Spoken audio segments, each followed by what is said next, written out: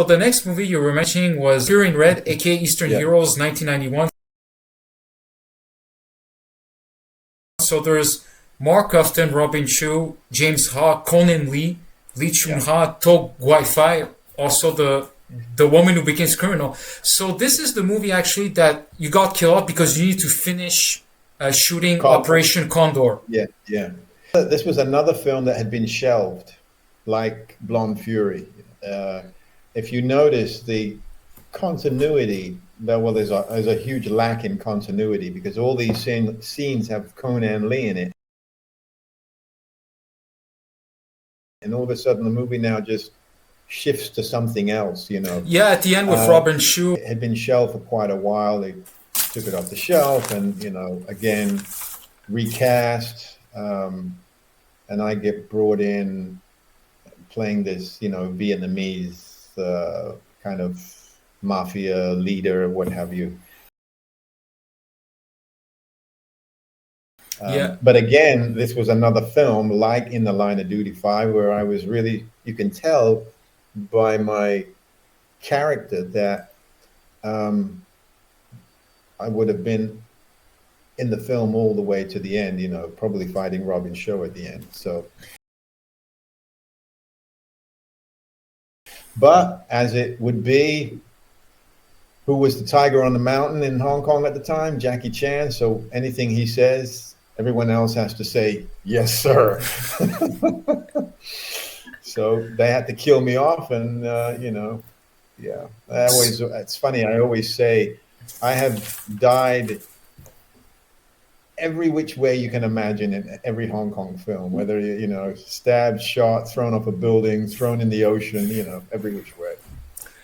So the famous beginning scene when you're introduced in the construction site, did you do all the jumping, the one when you jump with the rope? There was a scene when did you do that? I did it all. No, it was me. You did it all? Yeah. That is crazy. I mean, really, talk about dangerous, because we were filming, whether they had permission or not, I have no idea, in a high-rise that was under construction. And of course, you can tell how under construction it was. Yeah. So the elevator shafts have the wire that's like, you know, thick, you know, for the... so they basically wanted me to leap for it and slide down it. I'm like, man, that's going to tear the hell out of my hands. So what they did was they put... I couldn't wear gloves, of course, so they put duct tape inside my hands. So, and then I rubbed it so it was kind of like, kind of rough, you know, otherwise I would have just slid down. So, yeah, I mean, crazy. And there's no net at the bottom, there's no wire, oh my goodness, crazy. Can't believe we did stuff like this. And how many takes did you did for that? One take. And there was another scene that you did actually when Ben and G chase you when you jumped. So that scene at the end, you really jumped from the construction site. There was a scene where you jump from another point. Yes. Oh, you mean at the end where I'm kind of before the boat scene. Actually, it was before. It's like there's a scene where he tries to chase you and then you jump on I think it was there was a small mountain of rocks or sand, something like that. Well, something like that, yeah. And then they cut away, right? Yeah, yes, exactly. Yeah. No, I did all that. Yeah. You didn't get injured or anything when you jumped? No, I didn't get injured. I didn't get injured at all on that film, thank God. Yeah. Oh no, that's good. That's good. Yeah. That's all I want to know. So after 91, I know that you didn't do a lot of other movies. I know you mentioned Robotrix or not, but you know, this one I prefer leave it out because you know why. And after 1991, were you supposed to get a contract renewed or any start in any other Hong Kong movies? Was there any other proposition? No, I was. Yeah, actually there was, and I was still. I stayed in Hong Kong for quite some time. I was then. I had gotten signed with the Elite Modeling Agency, so I was doing a lot of modeling. I was doing TV commercials, and I had partnered with the famous Hong Kong lyricist Poon really famous. I mean, wrote songs for Anita Moy and Kwan Suk Yee, and so wow. we partnered for quite a while. I left Hong Kong, and then I moved back to Hong Kong in the year 1995 because I had moved to LA for 1 year. And so, yeah, we were doing a lot of collaboration on writing music. I would write the music and he would write the lyrics. So, yeah. So it certainly wasn't that I was not working. I was working quite a lot. And there were always talk of, doing more film and so forth. But, my kind of, I don't know what it was. I think after Operation Condor, I felt like where can I go from that point? How much bigger can one go? Not that, again, listening to Simon Yam, it doesn't matter. You just keep working in film. Yeah.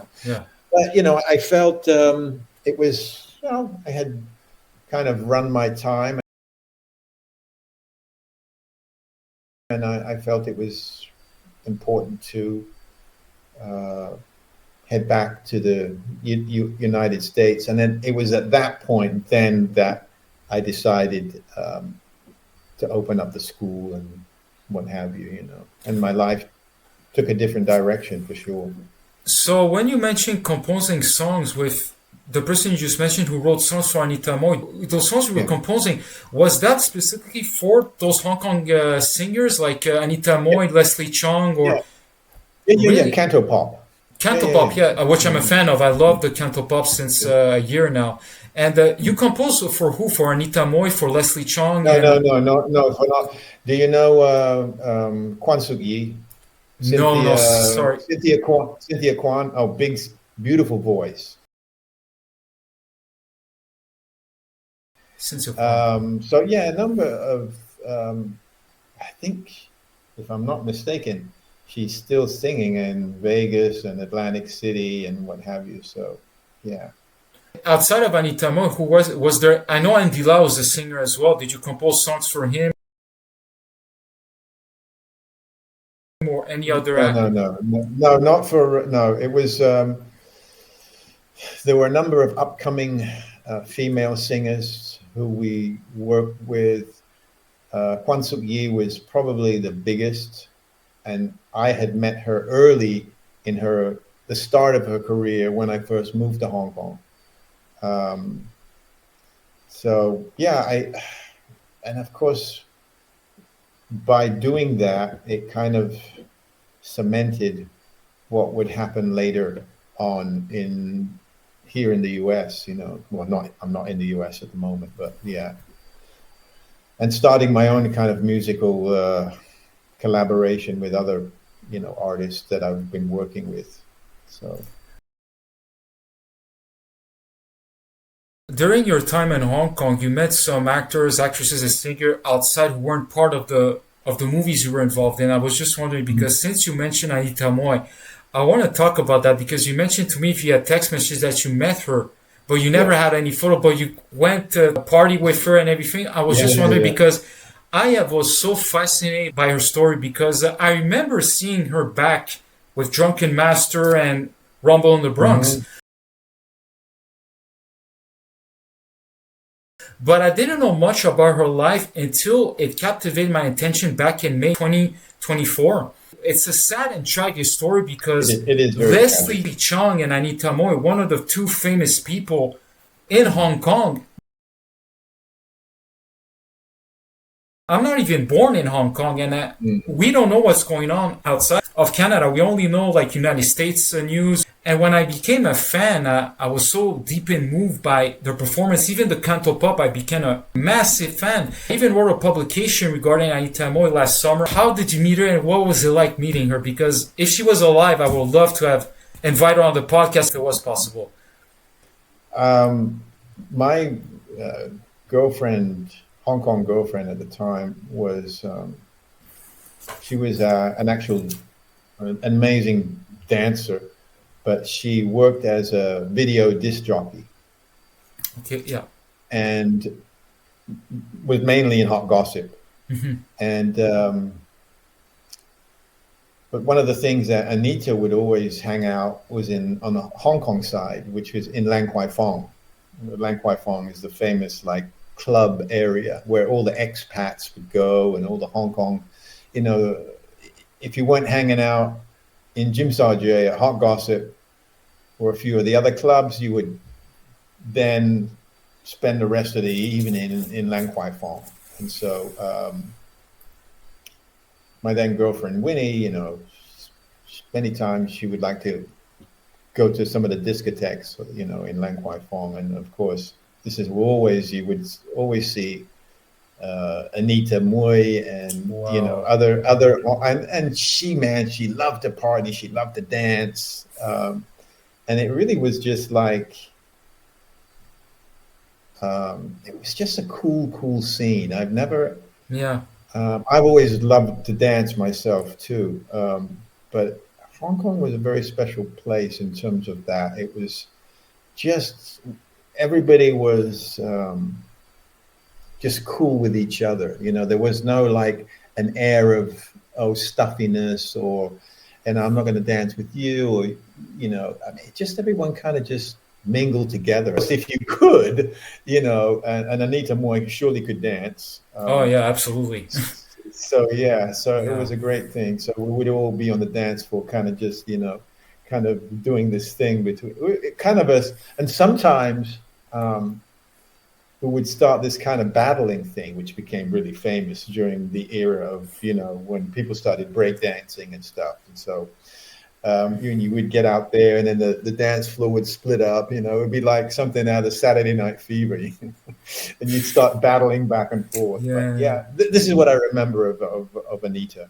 Did you interact with her? Did she understood when you were speaking to her in English? She understood. Yeah. There was some brief, you know, conversations, but it was all mainly just through movement, through dance. You know, that was really special. Yeah, because one of my favorite songs that I think you have heard of, if you saw, I think the publication that I did, it was basically the 45 days before she passed away. It was the song from the Sunset, which even though she didn't wrote the lyrics, it was basically her first boyfriend Condor was involved in the song, who wrote it. And when I heard the song with the wedding dress,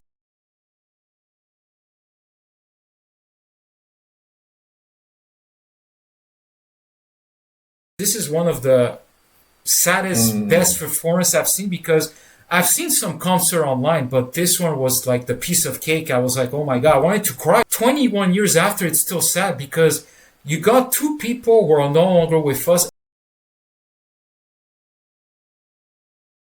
Eventually, we're all going to die. That's part of life, unfortunately. But I didn't know anything about these two people until my love for the Hong Kong movie got deeper and deeper. When I saw this film, I don't know if you've seen it, but this is where I became a fan of Cantopop music. It's called The Last Song of Paris from 1986. There is Leslie Cheung, Anita Moy. When you see this movie, they performed their first original songs that set up the top of the career. And that's where I became a huge fan. And the story also is beautiful and tragic too. But it was one of the moments that I was like, man, I wish I could have met her, because it's just so sad when I hear her songs. I keep still thinking about Leslie and her together, and they passed away, and it's just really sad. But wow, that's really cool. You got to meet her in person. You met by any chance Sammo Hung and Yu Biao? Yeah, of course. How was it like meeting these two legends? In Biao, I met with Jet Li on the set of Once Upon a Time in China. Yeah. Also, Golden Harvest, I was doing robotics. They were doing Once Upon a Time in China. Yeah, the photo I sent you, that's what I wanted to talk about. We would always pass each other.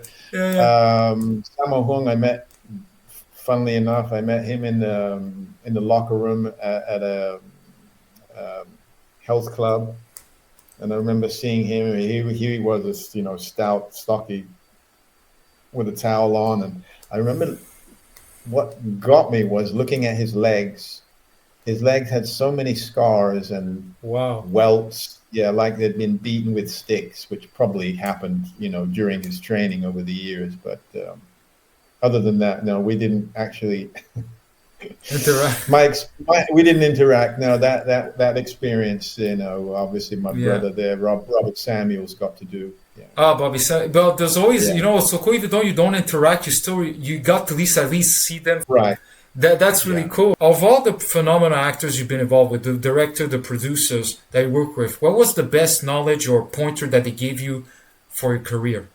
And maybe this is a good kind of way to segue or ending, is that even today, as I said, Fish Fong, the person who gave me, who is the reason I started Yeah. in Hong Kong, you know, on Tiger Cage. Yeah, he's definitely my big brother, because we are very, very close and have been to this day, you know. Oh, yeah. I saw him when was it last? When I was in Hong Kong, and my son got married a year ago, November. So it was great to hang out with Fish and spend a lot of time with him, you know, because I hadn't seen him in many years. So I still look up to him a lot. Like, he really is my big brother, you know. So That's good to know. That's good. yeah, it is. And he just sent me an email, as I said, a couple of days ago. So yeah, I think of him in really high regard. Wow. Of all the movies you've been involved with, what was your favorite fight scene that you consider to be your top? The one with Jackie Chan. The one with Jackie Chan? All right. There is another film I want to talk about. I don't know if you met Bobby Samuels during that time to choreograph the Super Bowl for the WWF back in 1999. Right. And I'm a big fan of the WWF because that was also the golden era from 1997 to 2003 when they have Stone Cold, Steve Austin, The Rock, all my favorite wrestlers. And so how did Vince McMahon get in touch with you? It wasn't Vince McMahon. Interestingly enough, at that time, WWE headquarters was in Stamford, Connecticut. Okay. And, well, it's still there. What am I talking about? And so that's where I lived in the States for a long time. It's when my parents emigrated from London. And the two schools I had, Lynn Academy of Martial Arts, and also I had a health center as well, were in Stamford, Connecticut. So very familiar with it. And I got the call from Bobby Samuels. And Bobby Samuels told me that he got the job to do choreography stunt for this, what was to be the most expensive 30-second TV spot at the time, you know, for the Super Bowl. Yeah. And of course, he knew that I had the school, and he knew I had equipment and mats and all that kind of stuff. And he said he would love if I could be involved. And I said, yeah, of course, you know. So what happened was, it couldn't have been first half of the day. Bobby decided he wanted to do one of the stunts, even though here he's directing. And I kind of thought, there's no need. You don't need to do it, man. Have somebody else do it. You're directing it. You don't need to. So he wanted to do one of the stunts, and unfortunately, he gets thrown through this plate glass. And, yeah. You mentioned and one of the corners were not padded, and his spine hits it, I think, if I remember rightly, and he got rushed to the hospital, and which was really bad, and so we didn't know how serious the injury was, and here we are, crap, what's going to happen now, you know? And Bobby calls me and says, look, man, you got to finish it for me. And I said, okay. So me and Nam, which was I think you had sent me a photo where we're looking up. Yeah, one of the Yeah, stunts. Was he part of yeah. the Jackie Chan stunt team by any chance, No, or no, no, no, different? no, no, no. That was a friend of Bobby's, Oh, okay. and both of us are looking up with the cameras are on because it was a stunt where he has to flip over the banister of this thing where he gets thrown over. So he has to do a roll and a fall, and we set up the boxes and all that, you know. So yeah, that's how that whole thing happened, and so Bobby got injured pretty early on in the shoot, and he kind of left me in charge with having to finish the shoot. Yeah.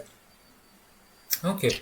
So during that time, you interact with some of the WWF superstars. Did you meet The Rock Yeah, of or course. Triple H? Yeah, all of them. Yeah. Oh, that's really cool. Triple H, China. Yeah. It's really cool. When you were doing these Hong Kong movies, what was your specific training and diet regarding each roles you were? None. None. There was. Oh, okay. No. If you ask that question to anybody, any of the foreigners, everybody would say there's no training, there's no diet, there's no, Okay. no, nothing specific. No. Okay. One of the things I wanted to ask you, it's regarding a photo. You got to meet Shannon Lee and Linda Lee Cadwell. Could you tell us about that experience meeting the event, if you remember when it was? Yeah, I think it was, what year was it? My God. Probably 1993 at the time, because you see Shirley really young, probably 1993. That's right. It was, and it was in Torrance, California. There was a Bruce Lee and Brandon Lee memorial dinner. Yeah, that was tragic. Yeah. And it was tragic because it was 93 because, of course, he had he got died. Killed on the set of the Crow. Very early, like maybe a year before that. Yeah. So that's how we met. I remember that day because Shannon was not feeling well at all. Yeah, no, I must imagine. Yeah, it's not easy. She had the flu or something and so forth. Yeah. But, I met her. I remember having a conversation with her mother in the elevator. Wow. And but I met Shannon many years later at the premiere of The Warriors. Yeah, I saw that picture. Yeah. In New York. Yeah. So, yeah. From last year when I was, as I said, when I saw Fish in Hong Kong, it's also, I made sure I went to see Kenny Lowe. Yeah, I saw the picture. You reunited 33 years later with Kenny Lowe. Amazing. And he looks amazing. Yeah, he looks amazing. I bet. Yeah. And so when you saw, I know this was a bad time for the Lee family. Did you maybe talk to her? Yeah, it was very brief because you got to remember how many people were there, and all the cast, the remaining cast of Enter the Dragon were there. There was every luminary was present at that event. So it was, I think, more out of respect of listening to what Linda Lee had to say and Shannon, but mostly Linda Lee spoke. Yeah. Mm-hmm. Yeah.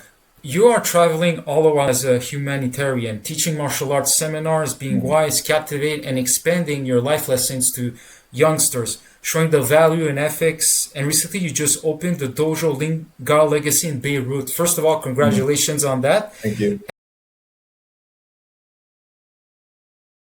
And is this a new project and milestone that you want to elevate and showcase by opening more of your family's legacy dojo? Is this something that you want to do? Yes, it is. And I think it's, that kind of paradigm of East meeting West, So I have this opportunity. I've been to Lebanon many, many times, maybe 10 times since 2017. I've made lots of wonderful contacts and have wonderful friends there. And so I thought, after meeting some of the security people that I know there and who've also done close protection for me, and after talking about it from the last trip I was there, back in July, and then I was back there again in October. Yeah, we decided why not? This would be, a great initiative and see where it goes. And I think, as I've said in the past, my uncles, I think, would be proud of this idea that, these things always have to evolve as time does. So yeah, so we're going to push that. Each martial arts has a ranking system. Regarding the Kung Fu Ling Gar, is there like a ranking system belt, like white? Yeah, the Ling Gar, there is. I mean, as you know, you've been studying martial arts a long time. The whole belt ranking system is a purely Western thing, right? From my understanding, it was something that was started from a practice of judo because of the Olympics. They needed to have some sort of ranking system. I could be wrong on that. But anyway, whatever it is, many other systems, especially Kung Fu, which never had ranking. But you need to come up with something. I think Westerners need to feel like they're progressing. So, it gives them a sense of, okay, so I've gotten to this level now, I've got to get to the next and the next, But traditionally, there was never any rank. It was kind of like, you are the student, you will remain the student until the Sifu says you're no longer a student, but you're now a disciple. And that's it. Yeah. Do you have a final piece of advice for the fans and newcomers who wants to pursue a career or domain in the martial arts so they could start off on the right foot? You mean to have a career in martial arts? Or any career in martial arts, a sensei, a teacher, someone who wants to evolve or learn martial arts, or anything regarding movie, stunts, anything regarding that. Yeah, no. This is kind of an easy one, I think. Probably the easiest question so far. I kind of relate to, no matter what you want to do, I bring it down to two things. You have to have purpose, but actually before purpose, you have to have passion about something. So let's say your passion is martial arts, right? Yes. Then there has to be some type of purpose. What is your purpose? So if your passion is martial arts and you decide, this is something I love it more than, sliced bread, and I'm going to practice it every day. Who knows? Maybe it's something that will become your purpose. Maybe you will want to teach. Maybe you will want to open up a school. And who knows where that might take you. One never knows. But, those two things are, I think, important no matter what one strives for in life. You've got to have passion about something. It's got to be something that wants to make you get up in the morning, that you don't even realize that time has gone by, that 5-6 hours have gone by, and there you've been practicing or reading about the passion you have. So without those two things, I mean, life is not going to be that much. It's not going to be very fun. So no, I agree. You gotta do what makes you happy. You gotta do what makes you happy. Have it. Yeah. So listen, Vincent, I really appreciate this. Is all the time we had. And listen, I want to say thank you very much for being on my first episode. I cannot wait to show the rest of the final montage to the subscribers and the newcomers, I hope. And thank you very much. And if you're ever in Montreal and you're coming here, please let me know. It'll be an honor to meet you. Probably train with you. And thank you very much. You're welcome, Nadeem. God bless. You too. Bye.